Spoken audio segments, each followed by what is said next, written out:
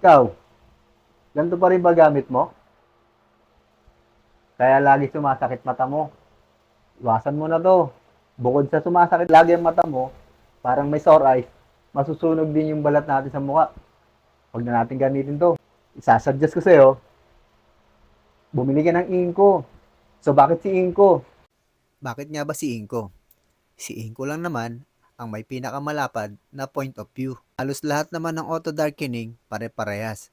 Pero ang kakaiba lang kay Inko, kahit nakababa na yung mask natin, maliwanag pa rin siya tingnan. Tapos once na nag-start na tayo mag-welding, napakaliwanag para lang tayo naka-sunglass.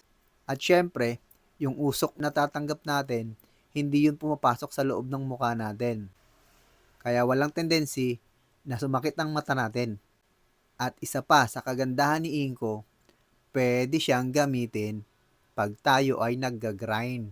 Dahil meron siyang salamin sa loob. Pag tinaas natin yung unahang bahagi ng kanyang mask, ibig sabihin, kahit hindi na tayo gumamit ng clear glass, okay na sa welding mask ni Inko. So yun ang kagandahan ni Inko.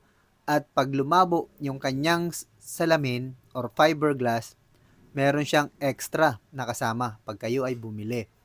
At kung sakaling lumabo pa din yung extra na yon, pwede tayo magpasadya ng salamin para manumbalik ang linaw ng tingin natin. At kung masira naman yung lens, nabibili rin siya sa online, madali lang siya palitan. O siya, ilalagay ko na lang yung link dito sa baba para hindi na sumakit ang mata mo. May kasama na ring manual yan para kung hindi mo maintindihan, basahin mo na lang. Ano pa inaantay mo? I-check out mo na. Huwag mo nang pamamagain yung mata mo ha.